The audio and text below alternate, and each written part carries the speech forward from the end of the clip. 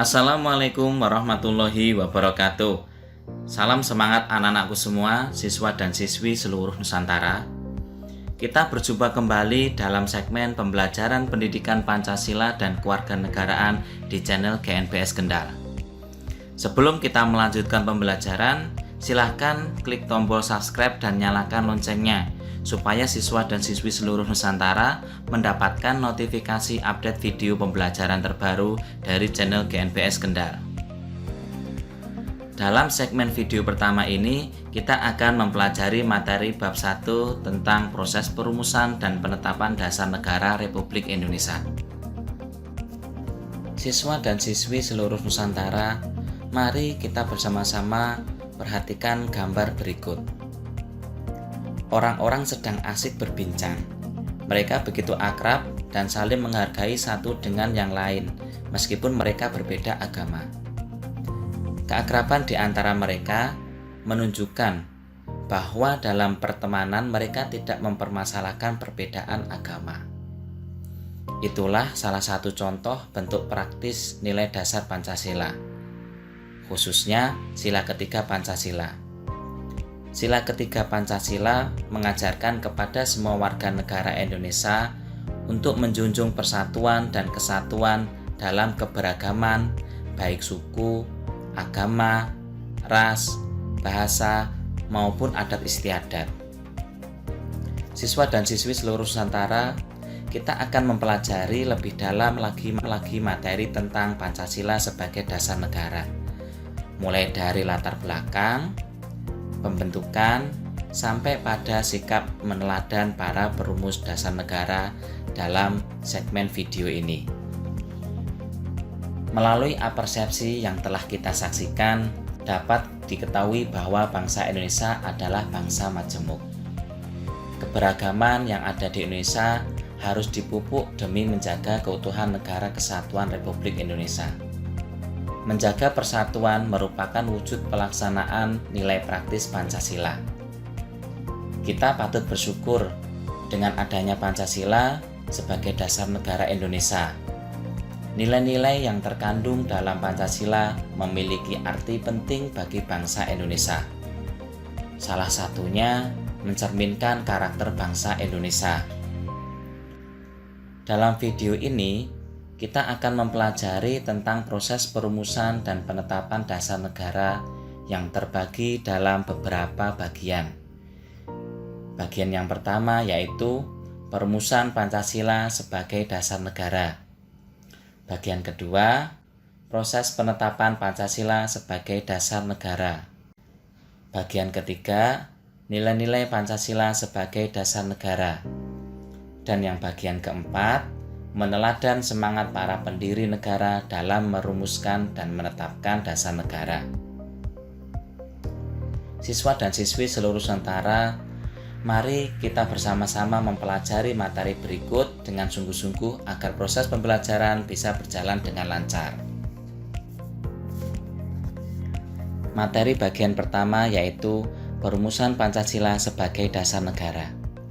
Siswa dan siswi seluruh Nusantara, kita semua telah mengetahui isi sila Pancasila dalam apersepsi.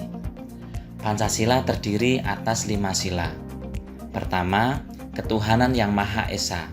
Kedua, kemanusiaan yang adil dan beradab. Ketiga, persatuan Indonesia. Keempat, kerakyatan yang dipimpin oleh hikmat kebijaksanaan dalam permusyawaratan perwakilan. Dan yang kelima, keadilan sosial bagi seluruh rakyat Indonesia. Kelima sila Pancasila tersebut merupakan unsur pokok bagi negara Indonesia. Pancasila merupakan wujud konsensus bangsa Indonesia. Proses perumusan dan penetapan Pancasila penuh dengan perjuangan. Sebagai warga negara Indonesia yang baik, kita semua wajib menginternalisasikan sila-sila Pancasila dalam diri dan mempraktikkannya dalam kehidupan sehari-hari. Upaya ini merupakan bentuk rasa cinta kepada tanah air. Tunjukkan semangat belajar yang tinggi sebagai bentuk keseriusan dalam mempelajari materi proses perumusan dan penetapan Pancasila sebagai dasar negara. Materi perumusan Pancasila sebagai dasar negara meliputi 3 subbagian materi. Subbagian materi yang pertama yaitu pembentukan Badan Penyelidik Usaha-usaha Persiapan Kemerdekaan Indonesia yang disingkat BPUPKI. Subbagian materi yang kedua yaitu perumusan dasar negara. Dan subbagian materi yang ketiga yaitu peran para pendiri negara dalam merumuskan dasar negara. Siswa dan siswi seluruh Nusantara, mari kita mempelajari pembentukan badan-badan penyelidik usaha-usaha persiapan kemerdekaan Indonesia atau yang kita kenal dengan istilah BPUPKI. Bangsa Indonesia senantiasa berjuang untuk memerdekakan tanah air Indonesia dari penjajahan. Perjuangan bangsa Indonesia ditempuh melalui jalur diplomasi dan peperangan. Berakhirnya penjajahan Belanda belum memberikan kesempatan yang luas bagi bangsa Indonesia untuk merdeka. Masuknya Jepang ke Indonesia merupakan babak baru dari upaya bangsa Indonesia untuk membebaskan diri dari penjajahan. Seiring berjalannya waktu, pemerintah Jepang membentuk suatu badan yang ditujukan untuk menyelidiki dan mempelajari segala sesuatu yang dirasa penting terkait pembentukan negara Indonesia merdeka. Jepang berkuasa di Indonesia sejak tahun 1942 sampai 1945. Kekalahan Jepang atas sekutu dalam Perang Asia Timur Raya pada 1945 menyebabkan kedudukan Jepang di Indonesia semakin terdesak. Jepang kemudian melakukan berbagai upaya untuk menarik simpati bangsa Indonesia. Salah satu upaya yang dilakukan Jepang ialah memberikan janji kemerdekaan bagi bangsa Indonesia. Sebagai tindakan nyata dari janji tersebut, pada tanggal 1 Maret 1945, Jepang mengumumkan untuk membentuk badan yang diberi nama Dokuritsu Jumbi Kosakai, atau dalam bahasa Indonesia dinamakan Badan Penyelidik Usaha-usaha Persiapan Kemerdekaan Indonesia yang disingkat BPUPKI. BPUPKI dibentuk oleh Pemerintah Angkatan Darat 16 Jepang yang berkedudukan di Jakarta. Pembentukan BPUPKI bertepatan dengan hari ulang tahun Kaisar Hirohito. Upacara peresmian BPUPKI dilaksanakan pada tanggal 28 Mei 1945 di gedung Choseing-in yang terletak di Pejambon, Jakarta. BPUPKI beranggotakan 67 orang. Adapun komposisi anggota terdiri atas 60 orang tokoh dari Indonesia dan 7 orang anggota dari Jepang. Rajiman Widyodiningrat merupakan ketua BPUPKI yang berkebangsaan Indonesia. Wakil ketua dijabat oleh Ichibangase Yoshio dan RP Suroso. Ichibangase Yoshio adalah orang Jepang yang diangkat oleh pemerintah Jepang. Pemerintah Jepang memasukkan Ichibangase Yoshio ke dalam BPUPKI agar memudahkan bagi Jepang memantau perkembangan Badan Penyelidik Usaha-usaha Persiapan Kemerdekaan Indonesia. Subbagian materi yang kedua yaitu perumusan dasar negara. Siswa dan siswi seluruh Nusantara, Badan Penyelidik Usaha-usaha Persiapan Kemerdekaan Indonesia memiliki tanggung jawab yang besar. Badan ini bertugas mempersiapkan hal-hal penting terkait tata pemerintahan Indonesia setelah merdeka. Badan ini bertugas mempersiapkan hal-hal penting terkait tata pemerintahan Indonesia setelah merdeka. Untuk mempersiapkan keperluan pembentukan Indonesia merdeka itu tidak mudah. Banyak hal yang harus dipersiapkan. Walau banyak hal yang harus dipersiapkan, BPUPKI tetap bekerja secara profesional. BPUPKI harus melaksanakan tugas ini dengan cermat dan tidak gegabah. Rajiman Widyodiningrat selaku ketua harus berhati-hati karena dalam BPUPKI terdapat anggota yang berasal dari Jepang. Anggota BPUPKI, khususnya yang berasal dari bangsa Indonesia, harus bekerja mempersiapkan kemerdekaan di tengah-tengah bayang-bayang pemerintah Jepang. Pelaksanaan tugas BPUPKI dapat kita lihat dengan diselenggarakannya 2 kali sidang BPUPKI. Sidang pertama BPUPKI pada tanggal 29 Mei sampai 1 Juni tahun 1945. Sidang pertama BPUPKI membahas tentang rumusan dasar negara Indonesia. Terdapat beberapa tokoh yang mengajukan rumusan dasar negara, antara lain Muhammad Yamin, Supomo, dan Soekarno. Selama proses sidang berlangsung, tidak pernah terjadi kesepakatan dalam menentukan rumus dasar negara. Walaupun begitu, para anggota sidang tidak menjadikan hal tersebut sebagai bentuk kegagalan. Mereka terus berupaya mencari jalan keluar agar bangsa Indonesia tetap memiliki dasar negara yang disepakati bersama. Pada tanggal 22 Juni tahun 1945, panitia kecil mengadakan pertemuan dengan 38 anggota BPUPKI. Pertemuan tersebut menghasilkan kesepakatan untuk membentuk panitia 9. Anggota panitia 9 yaitu Muhammad Hatta, Muhammad Yamin, Ahmad Subarjo, A.A. Maramis, Abdul Qahar Muzakir, Wahid Hasyim, Agus Salim, dan Abi Kusumo Cokro Suseno. Panitia 9 diketuai oleh Insinyur Soekarno. Tugas panitia 9 ialah menyusun rancangan pembukaan Undang-Undang Dasar. Rancangan pembukaan Undang-Undang Dasar yang sudah jadi kemudian oleh Muhammad Yamin diberi nama Piagam Jakarta.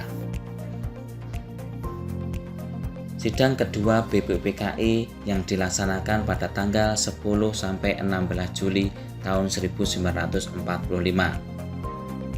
Hasil sidang pertama BPUPKI berhasil membuat rancangan pembukaan Undang-Undang Dasar yang secara khusus dibuat oleh Panitia 9. Rancangan pembukaan Undang-Undang Dasar kemudian dibahas dalam sidang kedua BPUPKI.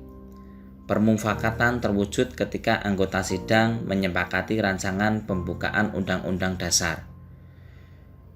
Sebagian dari isi pembukaan Undang-Undang Dasar secara eksplisit mencantumkan 5 nilai yang menjadi cikal bakal dasar negara Indonesia. 5 nilai tersebut sebagai berikut. Yang pertama, ketuhanan dengan kewajiban menjalankan syariat Islam bagi pemeluk-pemeluknya. Yang kedua, kemanusiaan yang adil dan beradab. Yang ketiga, persatuan Indonesia. Yang keempat, kerakyatan yang dipimpin oleh hikmat kebijaksanaan dalam permusyawaratan perwakilan. Dan yang kelima, keadilan sosial bagi seluruh rakyat Indonesia. Kesepakatan anggota BPUPKI terhadap isi rumusan pembukaan Undang-Undang Dasar ternyata belum diterima sepenuhnya oleh bangsa Indonesia, khususnya warga negara Indonesia Timur. J. Latu Harhari selaku salah satu perwakilan warga Indonesia Timur menemui Muhammad Hatta dan menyampaikan aspirasi agar 7 kata pada pernyataan pertama dihapus.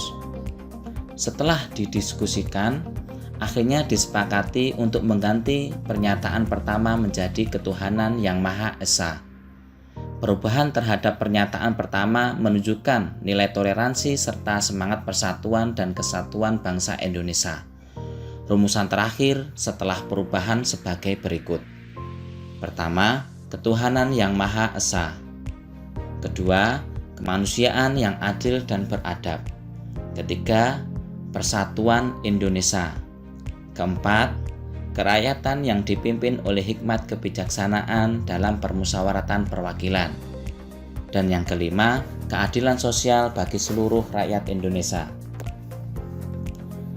Rumusan inilah yang kemudian dijadikan sebagai dasar negara Indonesia dan termuat dalam pembukaan Undang-Undang Dasar Negara Republik Indonesia tahun 1945. Hal ini ditegaskan dalam Instruksi Presiden Nomor 12 Tahun 1968. Perjuangan untuk menghasilkan dasar negara Indonesia merdeka tidak mudah. Banyak silang pendapat dalam proses perumusannya. Terjadinya silang pendapat tersebut merupakan bentuk kepedulian para tokoh untuk kepentingan bangsa dan negara Indonesia. Para perumus dasar negara tidak hanya berpikir untuk diri dan kelompoknya saja. Mereka berupaya menghasilkan rumusan dasar negara yang dapat disepakati oleh seluruh bangsa Indonesia. Sebagai bangsa majemuk, bangsa Indonesia harus memiliki sikap toleransi yang tinggi dan menghargai keberagaman yang ada. Salah satu bentuk sikap toleransi dalam menghargai keberagaman yaitu dengan menghapuskan 7 kata pada sila pertama dan menggantinya dengan ketuhanan yang Maha Esa. Sikap toleransi yang tinggi seharusnya dimiliki bangsa Indonesia, terutama generasi saat ini. Generasi penerus bangsa memiliki tanggung jawab yang besar dalam menjaga persatuan dan kesatuan bangsa. Untuk mencapai persatuan dan kesatuan bangsa di tengah-tengah keberagaman bangsa memang tidak mudah. Akan tetapi, upaya untuk mencapai persatuan dan kesatuan tetap harus diperjuangkan bersama untuk keutuhan bangsa dan negara Indonesia. Submateri bagian ketiga yaitu peran para pendiri negara dalam merumuskan dasar negara. Siswa dan siswi seluruh Nusantara, peran para pendiri negara begitu besar untuk mewujudkan dasar negara Indonesia. Mereka telah menunjukkan komitmen besar bagi putra bangsa dengan mendedikasikan dirinya kepada bangsa Indonesia. Peran para pendiri negara dapat dicontohkan oleh Muhammad Yamin, Supomo, dan Soekarno. 3 tokoh ini memiliki peran penting dalam merumuskan dasar negara. Mereka memberikan usulan rancangan dasar negara Indonesia. Adapun rumusan dasar negara yang diajukan para tokoh pendiri negara sebagai berikut. A. Rumusan dasar negara yang diusulkan oleh Mr. Muhammad Yamin pada tanggal 29 Mei tahun 1945. Yang pertama, peri kebangsaan. Yang kedua, peri kemanusiaan. Yang ketiga, peri ketuhanan. Yang keempat, peri kerakyatan. Dan yang kelima, kesejahteraan rakyat. Rumusan dasar negara yang diusulkan oleh Profesor Dr. Supomo pada tanggal 31 Mei tahun 1945. Yang pertama, persatuan. Yang kedua, kekeluargaan. Yang ketiga, keseimbangan lahir dan batin. Yang keempat, musyawarah. Dan yang kelima, keadilan rakyat. Rumusan dasar negara yang diusulkan oleh Insinyur Soekarno pada tanggal 1 Juni tahun 1945. Yang pertama, kebangsaan Indonesia atau nasionalisme. Yang kedua, internasionalisme atau peri kemanusiaan. Yang ketiga, mufakat atau demokrasi. Yang keempat, kesejahteraan sosial. Dan yang kelima, ketuhanan yang berkebudayaan. Siswa dan siswi seluruh Nusantara, 3 tokoh yang mengajukan usulan rumusan dasar negara merupakan para putra bangsa yang patut mendapatkan apresiasi. Bukan hanya tentang usulannya tersebut, melainkan sikap menerima keputusan yang dilakukan secara lapang dada. Mereka bersikap lapang dada ketika usulannya tidak diakomodasi dalam dasar negara secara utuh. Seperti yang kita ketahui bersama, bahwa dasar negara Indonesia sudah terbentuk dengan 5 sila. Akan tetapi, semua sila tersebut tidak secara utuh diambil dari salah satu tokoh, baik Muhammad Yamin, Supomo, maupun Soekarno. Mereka menerima dengan lapang dada keputusan bangsa Indonesia. Siswa dan siswi seluruh Nusantara, Muhammad Hatta juga berperan penting dalam perumusan dasar negara. Beliau bersedia merundingkan kembali dan menampung usulan warga Indonesia Timur untuk mengubah bunyi sila pertama dalam dasar negara. Sikap kenegarawanan Muhammad Hatta patut dicontoh oleh generasi muda saat ini. Perubahan yang disepakati terhadap isi sila pertama dasar negara merupakan keputusan akhir yang mencerminkan rasa persatuan dan kesatuan yang tinggi. Menerima keputusan untuk mengubah dasar negara dalam Piagam Jakarta bukanlah suatu hal yang mudah. Hal ini berhubungan dengan adanya kesepakatan bangsa Indonesia yang diwakili oleh anggota BPUPKI untuk mengambil dasar negara dari Piagam Jakarta. Siswa dan siswi seluruh Nusantara, peristiwa yang terjadi dalam proses perumusan dasar negara memberikan teladan yang sangat berharga bagi generasi penerus bangsa untuk mengedepankan musyawarah. Musyawarah merupakan cara terbaik untuk menyelesaikan permasalahan. Musyawarah yang dilandasi sikap toleransi akan menghasilkan keputusan yang baik. Semua pihak akan dengan mudah menerima keputusan apapun demi persatuan dan kesatuan bangsa. Hal ini telah dibuktikan dalam proses perumusan dasar negara. Bangsa Indonesia merupakan bangsa majemuk. Kemajemukan bangsa Indonesia dapat terlihat dari adanya keberagaman suku, agama, dan adat istiadat. Keberagaman tersebut harus disikapi secara positif oleh bangsa Indonesia. Sikap toleransi yang senantiasa dikembangkan dalam kehidupan sehari-hari berdampak positif dalam upaya mewujudkan persatuan dan kesatuan bangsa. Sikap positif merupakan bentuk sikap sederhana dan mudah untuk dipraktikkan di mana saja, kapan saja, dan dilakukan kepada siapa saja. Para pemimpin negara telah mencontohkan sikap toleransi dalam proses merumuskan dasar negara. Mereka begitu ikhlas ketika isi sila pertama dalam Piagam Jakarta yang akan dijadikan sebagai dasar negara Indonesia diubah. Perubahan sila pertama tersebut merupakan wujud sikap toleransi yang harus dicontoh oleh generasi muda saat ini. Siswa dan siswi seluruh Nusantara, sikap toleransi yang ditunjukkan oleh tokoh perumus dasar negara menjadi cerminan karakter bangsa Indonesia, yaitu toleran dan bersikap lapang dada. Para pemimpin bangsa Indonesia saat ini harus mencontoh dan mengaplikasikan sikap toleransi dan lapang dada dalam menyelenggarakan pemerintahan. Masyarakat sebagai warga negara yang baik harus membiasakan sikap toleransi dan lapang dada demi mewujudkan persatuan dan kesatuan. Sebagai bangsa majemuk, bangsa Indonesia mendapatkan tantangan besar dalam mewujudkan persatuan dan kesatuan. Oleh karena itu, melalui sikap toleransi dan lapang dada, diharapkan persatuan dan kesatuan dalam kemajemukan bangsa Indonesia bisa terwujud.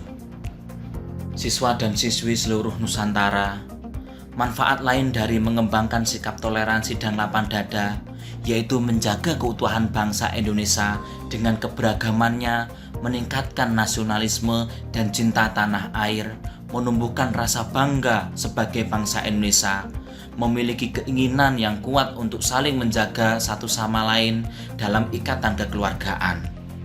Itulah manfaat yang dapat diperoleh dari sikap toleransi dan lapang dada. Dengan demikian, sudah semestinya bangsa Indonesia membiasakan sikap tersebut demi tanah air Indonesia. Masih banyak lagi manfaat dan contoh sikap toleransi dan lapang dada dalam kehidupan sehari-hari.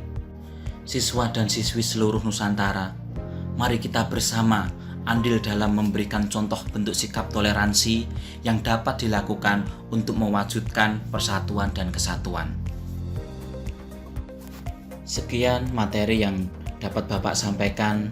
Semoga bermanfaat untuk anak-anakku semuanya, siswa dan siswi seluruh Nusantara. Adapun materi bagian kedua yang membahas tentang proses penetapan Pancasila sebagai dasar negara akan kita pelajari bersama di video pembelajaran bagian kedua. Sekian dan terima kasih. Pesan untuk anak-anakku, siswa dan siswi seluruh Nusantara, selalu jaga kesehatan dan patuhi protokol kesehatan yang telah ditetapkan oleh pemerintah.